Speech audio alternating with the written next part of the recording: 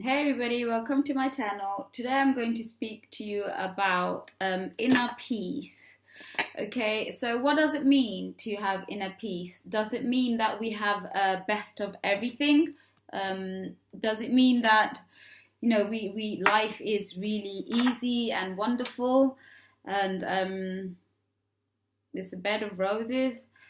No, inner peace is when everything is more or less still all the same. The hardship is still there. The pain is still there. Everything is there. Well, actually, I won't say the pain is there, but the hardship is there. Life is always going to be hard, whether we like it or not. But when you have inner peace, you see everything differently. Everything in your mindset, how you look at things is very different from how you would look at it if you didn't have inner peace. When you have inner peace, you don't chase anymore. You don't chase a job. You don't chase a guy, a girl. You don't chase a car. You don't chase a house. You don't chase money. Inner peace is to be content within yourself, and to know that you alone is enough. The inner peace to have inner peace, you need to realize that the external world doesn't define who you are. You define who you are, your character, okay, your manners, um, your politeness, your cruelty, how you deal with certain things. Those things define who you are, not your external, not the clothes you wear, not the car you drive, not the house you own, not, nothing external defines who you are. Once you know that you as an individual define who you are a step closer to inner peace, okay? And so when you start realizing, that as an individual is enough, okay, then you start working on yourself. You start working on your character. You start building on your character. You start building on being kind. You start building on your kindness, your politeness, your manners, your ethics, your morals. Okay? Once all of that is in place, okay, you reach a level of inner peace. It is the ego that doesn't allow us to have inner peace, because the ego always wants more, and the ego is never content, and the ego it always wants to thrive, it wants to survive, it wants to conquer, survival of the fittest. It's the good and the bad, the evil versus good. Um, so so when you have evil inside you, okay, you won't. It's not possible to have peace. When you have envy inside you, ego is rage, anger, envy, jealousy, hatred. It's all of that, okay?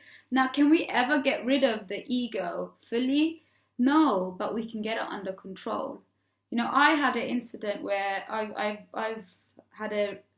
I've been through an incident recently where I've been extremely hurt, been lied to, manipulated, and I've taken responsibility to see my part in it. I should have been more wise. I should have been more smart. But I gave the person the benefit of the doubt, and that's with everybody I meet in my life. I give everybody the benefit of the doubt, and I always put them on the pedestal first. Okay, I give them my trust. I give them, mostly people work the other way around. They say you have to win my trust. You have to win you have to win your value, your everything. But with me, it's the opposite. I give somebody all of that and I put them on a pedestal. And you know what? Then they bring themselves down slowly, slowly. It's either they stay up there or they bring themselves down. And it hurts, because majority of the time people actually do bring themselves down.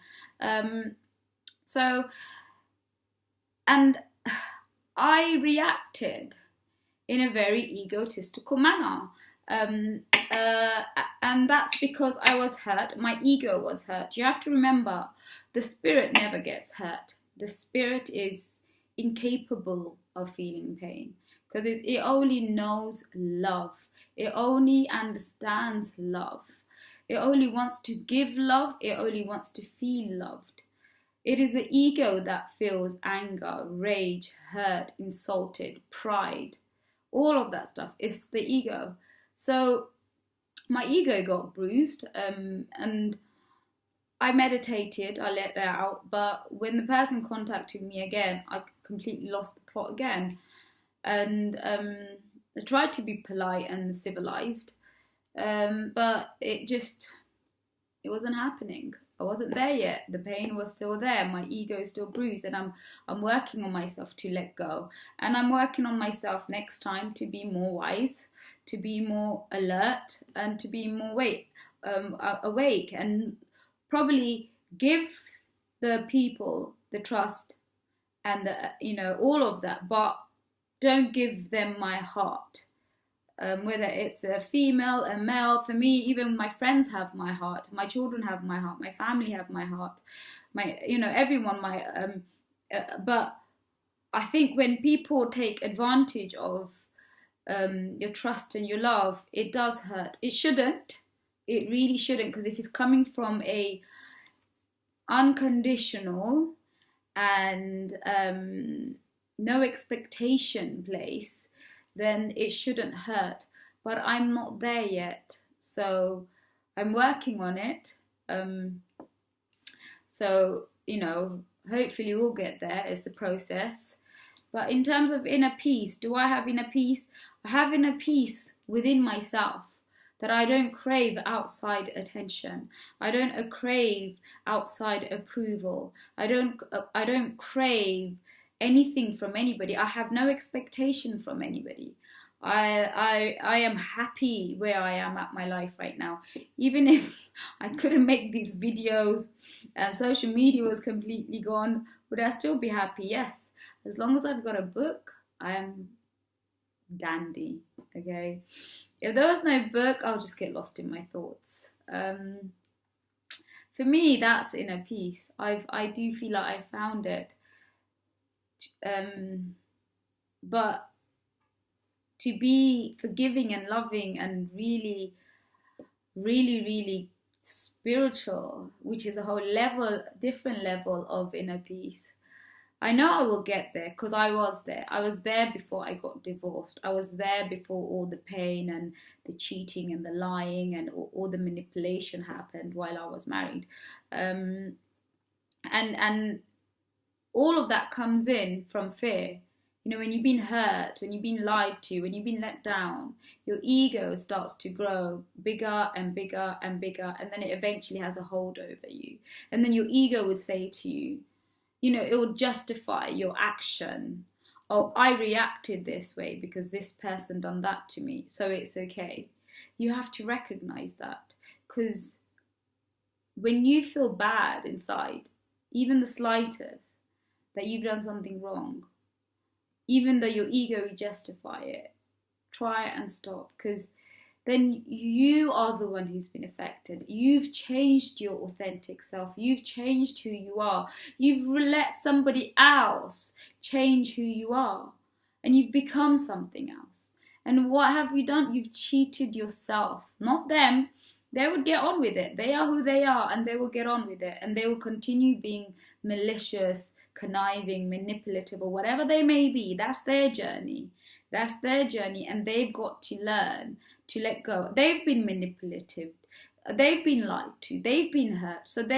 And that's how pain gets passed on. One person hurts another, and then the other person hurts the other, and it goes on. And then we have that huge illusion of where the ego gets fed, and then we have this illusion that we've got to protect ourselves. We don't need to protect ourselves from anything. The only thing we need to protect ourselves is from our own ego and our own thinking. If we were emotionally intelligent, we wouldn't be getting hurt. And if we are getting hurt, it's because we have expectation from the other. And that in itself is wrong. So you're already going in to a relationship, a friendship, or anything with an expectation of getting something. Okay, and that's when the ego gets hurt, because the ego didn't get what it wanted. Okay, true love, true friendship, true family, true anything has no expectation. And that is really hard to find. And if you've found any of that, you're blessed. Count your blessing. Even one friend who loves you truly, unconditionally. Even one family person who loves you unconditionally. I would like to think that I love my children unconditionally, but the truth is, I don't think I do. I think I do have expectations from them, and rightfully so. But then it's the pressure on them, and I am learning to let go. As you know, when they're younger, it's different, because you're responsible for putting ethics and morals and boundaries into them. But when they're older, it is time to let go and let them discover who they are. And I think because I never got that myself, I'm finding it difficult. But I do try and embrace it. I try and embrace them. And they are teenagers, so it's hard. It will get better. So even to all the parents out there, if you're struggling and you feel like your children are disturbing your peace, I don't feel like that. But that's probably because my children don't live with me. It's harder when you've got your kids living with you, and you've got family living with you, and you've got to deal with, whenever we've got to deal with other people, it becomes challenging. I've got a lot of work to do in that, but saying all that, to be able to be completely content and happy in my own space, that's a level of inner peace. Now I've got to slowly maintain that peace while I'm going back out in the world, while I'm launching my business, while I'm making my website, while I'm dealing with other people. I've got to maintain that level of peace. And that's where the challenges lie. How we react to others when things don't go our way. It's a huge journey. There's a lot to learn, a lot to do. I know people are better at that than me.